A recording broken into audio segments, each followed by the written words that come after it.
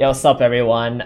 So this video, we had a little bit of a hiccup. So when I was streaming and I was trying to record for the content for YouTube for you guys, I accidentally forgot to record locally. So we actually had to pull this guide from our Twitch channel. So the quality of the video is not going to be as high as all the other videos that we have done on this channel. So I hope you guys are going to be okay with that. The content, the information is all there though. So you're going to be able to figure out how to play Venomancer, one of the most strongest offlaners / support hero in the current patch. It's been picking up a lot of steam in the high immortal bracket. So after this video, hopefully you're going to be able to play that and win a lot of MMR as well. And if you guys like the content, please do give a like to the video. And if you're new here, please do subscribe to the channel. Every little bit helps and I will greatly appreciate it. So enjoy the video guys and enjoy your Cancermancer. Alright, hello everybody. So today we got a very different kind of hero. In the past he's been called Cancermancer and I believe he is back. So I'm going to go ahead and show you this right here. This is actually Dota 2 Pro Tracker. It shows the stats of all the professional players with their wins and such. Oh, there I am. So, and if we take a look here and I'm just sorting this by win rate in the immortal bracket, actually in the highest bracket. So it's like anything above 6,000 MMR that had like a pro player in it.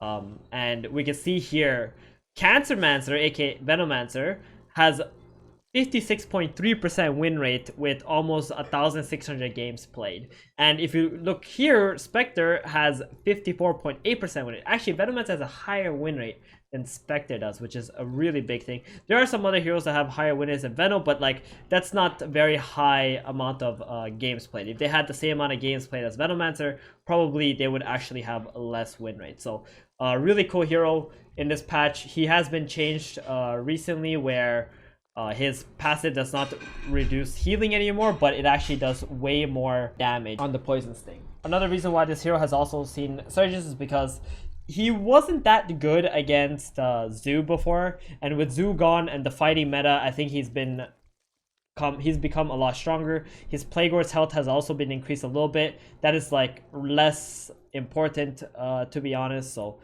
we'll see how he does in the laning stage and if he can have a lot of impact throughout the early game and the items that he buys. So this is actually S4 from Alliance, TI winner, TI3, great player. Also was on Secret when I was coaching back in the day. Absolute brilliant mind. And we can see how he will play the Venomancer and how you can play it the same way that he does for easy wins. Okay, so just to see first the item build, he's gone for 2 sets of regen, Tango healing salve, 2 fair fires, 2 branches, and a slipper. He's gonna buy into Wraithband, gives him armor, which is really really nice. Here actually they just go for top. They see a Morphling, they toss him back, and the Morphling, he knows he's dead, so he's just gonna sit there and die there. But the Tiny's the one who gets the first one there. So level 1, you're gonna skill up Poison Sting. This spell does an insane amount of damage for just level 1. If it stays on them, it's 8 damage a second on a 6-second duration. Then it just scales up really well. This is your harass spell, and at the same time it doesn't cost you any mana or any resources. All you have to do is just hit them. So in the first level, you don't really have any other spells apart from your Poison Sting, and because of that, you have to be very careful. If you see here, S4, he's blocking the wave. He doesn't want the wave to be in front of the tower, so he can actually harass him. And you can see he's playing on the left side. So this is a more defensive side for an offlaner on a rage hero, because he wants to just be able to hit them if they walk up. And look at the Morphling. He doesn't want to walk into this lane, because he knows the moment he walks in, he's going to get hit with the Poison Sting. He's going to lose so much HP. He's going to get slowed down too. This also slows by 11%, which is really nice. And here he just pulls the aggro to the range, tries to just make the opponent. But by the way, when he pulls the aggro here, he's actually keeping these creeps hostage, and he's forcing the opponents to actually run into him. So he can easily just attack them with the Poison Sting. And because they don't, he's just going to secure those last hits on his own. And here the CM just gets tossed back by the Tiny, and look at this damage, man. He just right clicks each one time, so just to let the Poison Sting stay on that hero so you can like get more damage out, right? What you're trying to do in the laning stage, especially in the first level, is just trying to harass your opponent when you can. And because they know that's what he wants to do, they're just trying to stay as far away as possible. These are immortal players, like highest ranking players, and they don't even want to have anything to do with this lane.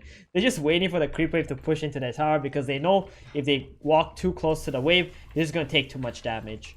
And here the lane gets pushed back out because the Tiny pulled the side camp. And this is what you want if you're a Veno, to ask your support to pull this if possible. If he doesn't, that's okay too.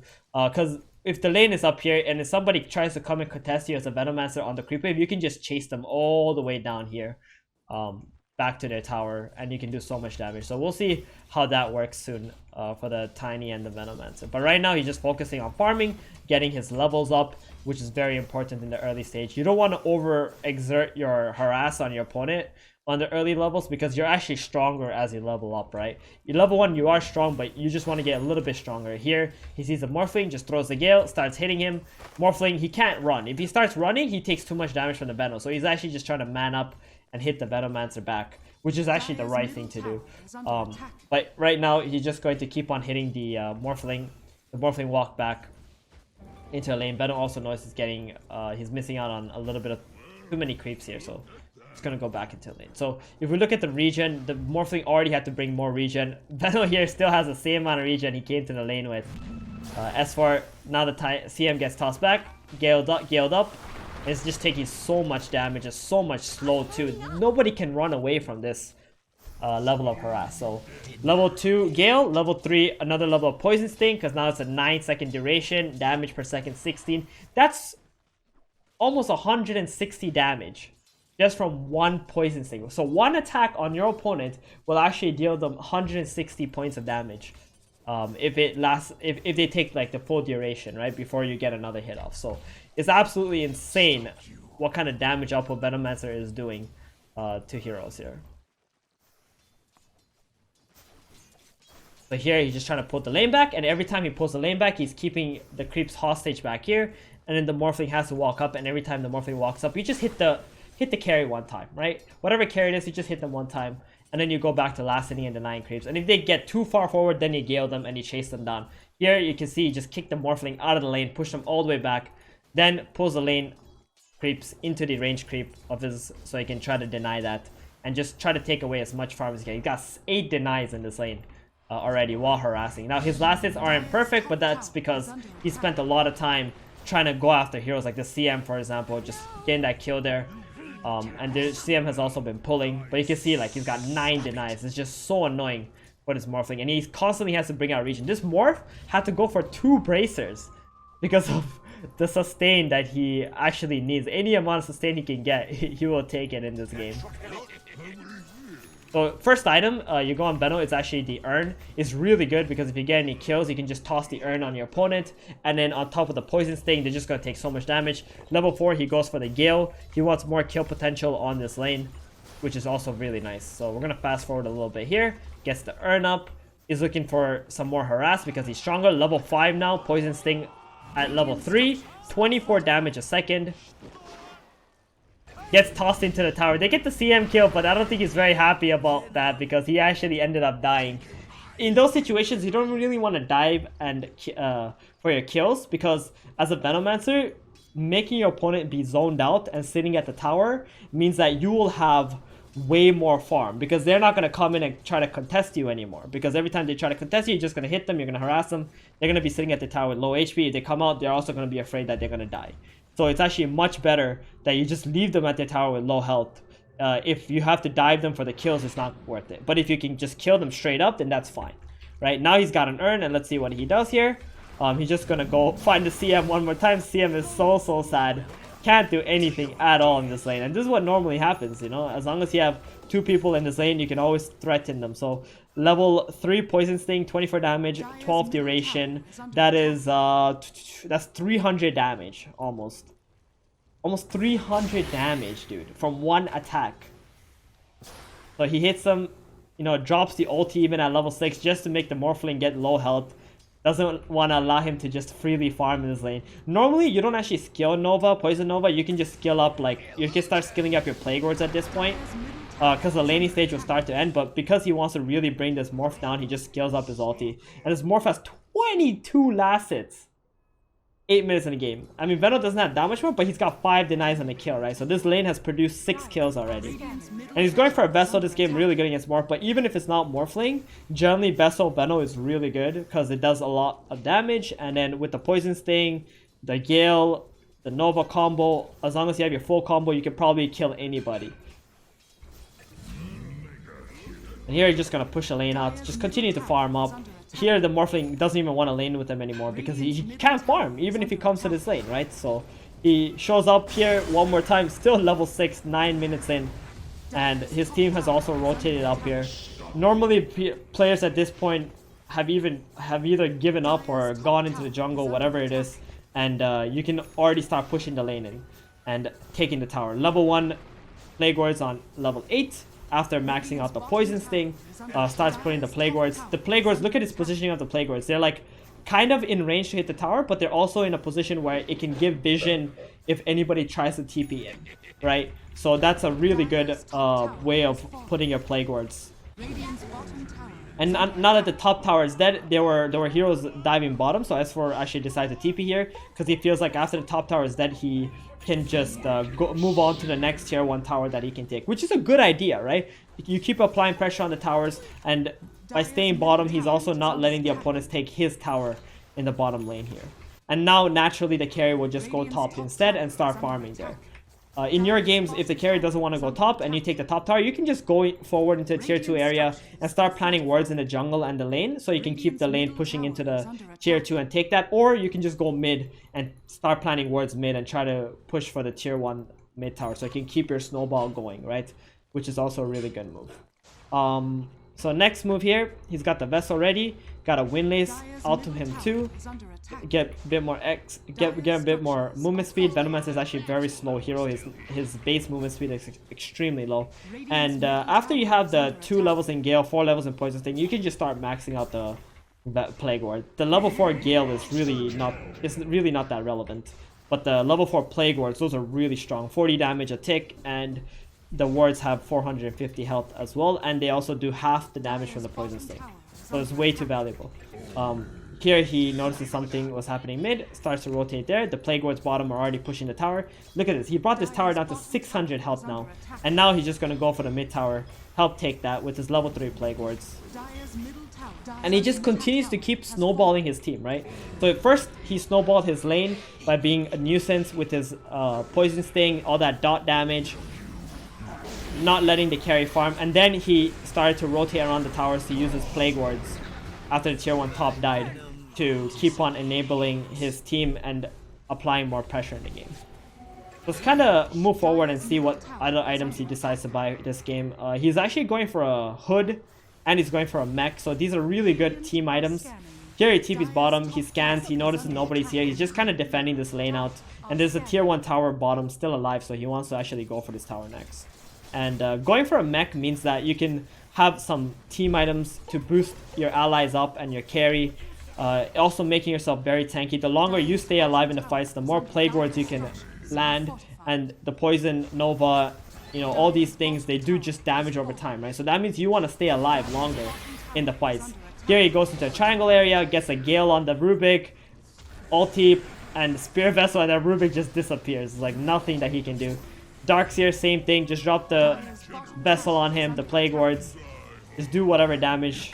And now he has to exit the team fight too. Every time somebody gets Nova'd, it's very likely they're just gonna run away from you.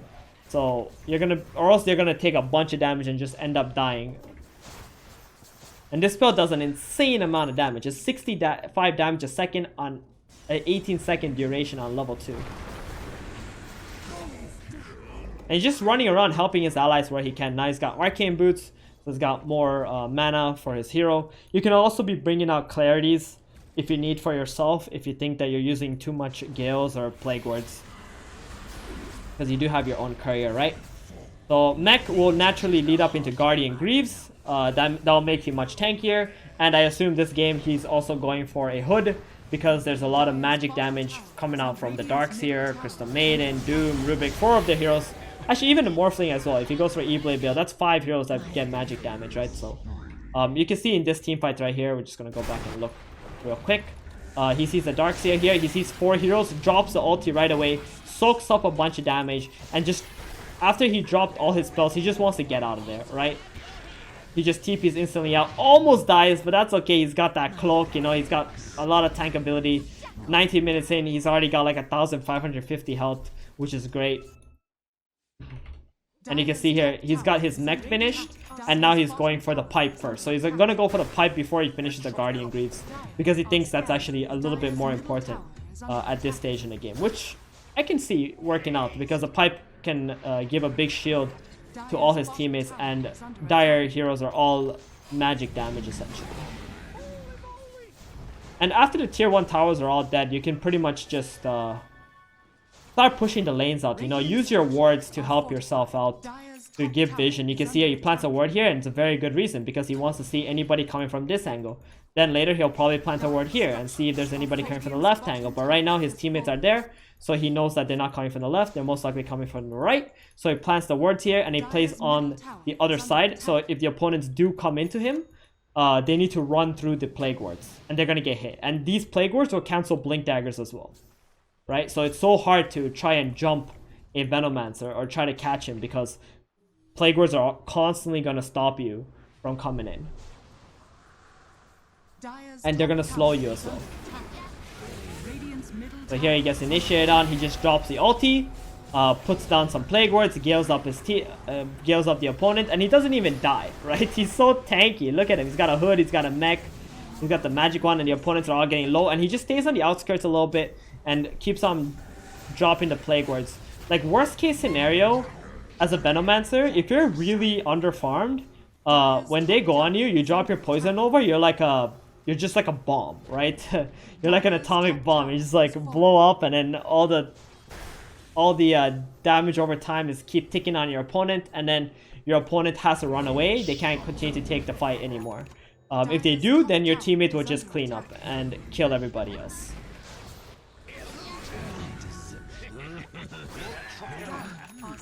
So he's just constantly pushing lanes out with that Gale if needed, or the Plague Wards just dropping it down and buying a lot of team items. So this game, after the pipe, he goes for the Guardian Greaves. Let's just move forward a little bit here. Next item after that, he's going for the BKB in this game, because they have a lot of stuns at this point and probably too much magic damage. So he wants to be able to live, and he goes for the BKB. What you can do though is in these situations, you can buy items like, let's say, Lotus Orb, which could be really good for yourself, but also your allies. You can buy Aghanim's, which can do a lot of damage if you feel like your opponent are taking a lot of Poison Novas, or you're able to dish out a lot of Poison Novas and not buying BKBs. You can definitely go for that Aghanim's route, which is nice. There's also Hex, which could be a very interesting side device. Other items I see often is actually Shivas, because this will make you much tankier. This will give you the armor item, right? If you feel like the opponent has a lot of physical damage, just go for the Shivas. You can go Guardian Greaves, Shivas, and you'll be insanely tanky. And as long as you're alive and you keep applying that dot onto your opponents, the Poison Sting and, you know, the Gale whatnot, you're going to do plenty of damage. So look at the talents here. He goes for the -6 Venomous Gale cooldown. The plus 15-second Plague Ward duration is not really a big deal. Normally, you're always like trying to move around. The Plague Ward staying there longer won't really do anything. So the Gale cooldown is quite nice. You can use it multiple times in the fights. Level 15, he went for the -10-second Poison Sting slow. So that means this slow goes up to 27%, which is really big. If you like the Gale hero impact summons 2 wards, you can do that as well. If you feel like you're landing Gales on multiple heroes, because those Plague Wards also give vision. And if you're playing support support Venomancer, you can also use the Plague Wards to like use it on hills, or even as a core Venomancer, use it to put on hills, and that will give vision for you too.